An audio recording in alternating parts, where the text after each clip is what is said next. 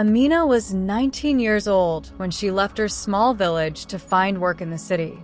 Life in the village was hard. Her father had died when she was young, and her mother struggled to feed her younger siblings. Amina was the eldest, so the responsibility to help the family weighed heavily on her shoulders. One morning, she boarded a bus that rattled down the dusty road toward the city. She carried only a small bag with a few clothes, a worn Bible, and a heart full of hope. After days of searching, she was introduced to a wealthy man named Daniel, who needed a house girl. Daniel lived in a big house with his wife, Grace, a stylish woman who loved parties, fashion, and city life. Grace agreed to hire Amina, and so her new life began. At first, everything felt strange. The house was too large, the floors too shiny, and the kitchen full of things she had never used before. But Amina was hardworking, and soon she learned how to manage the home. She woke early to sweep, wash the clothes, cooked food, and served the family.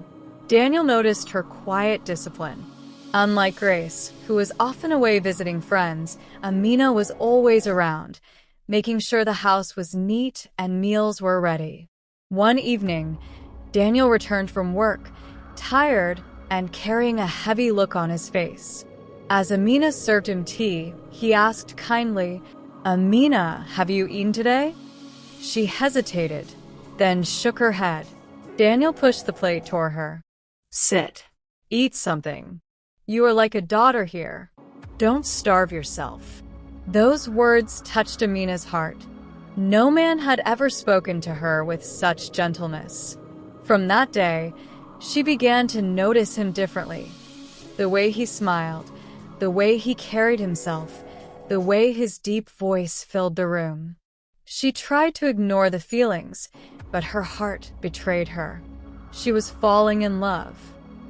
The growing bond. As weeks turned into months, their bond grew stronger. Daniel often found himself confiding in Amina.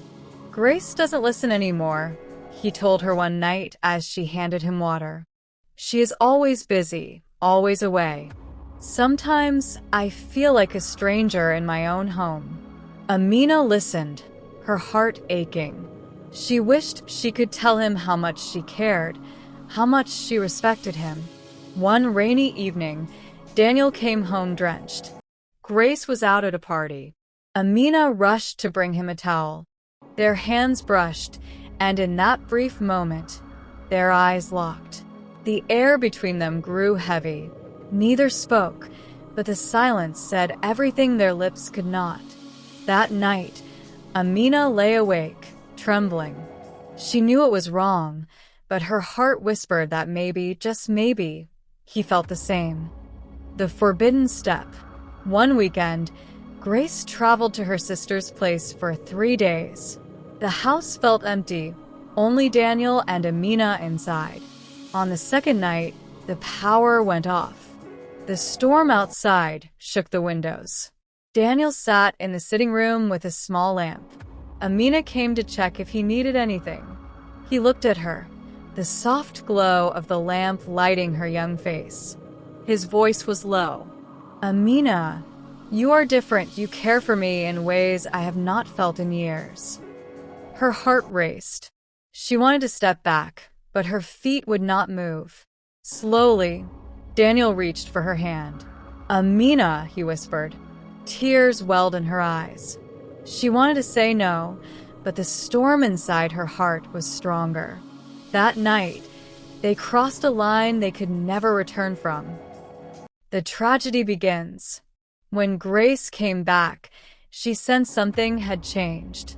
She noticed the way Amina avoided her eyes, the way Daniel seemed distant. At first, she ignored it, but whispers from the neighbors reached her.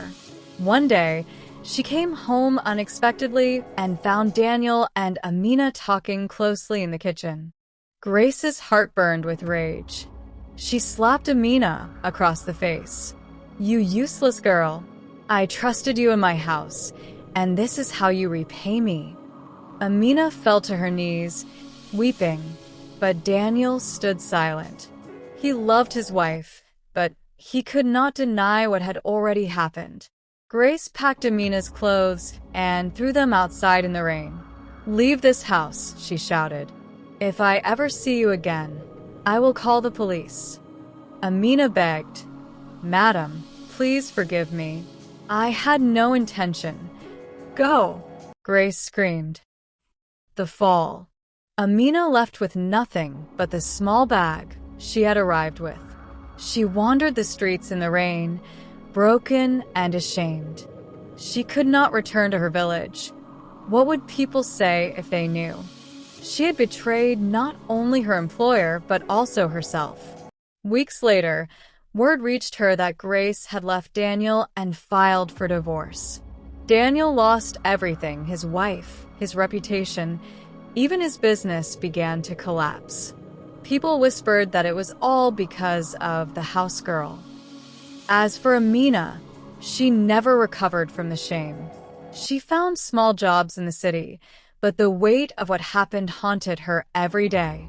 At night, she often cried herself to sleep, remembering the one mistake that destroyed 3 lives.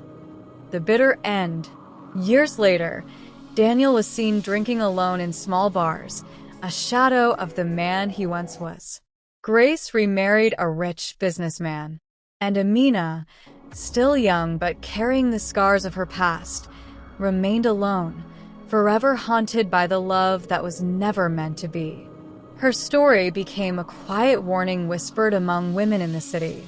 Never fall in love where you serve, for it can end in tears.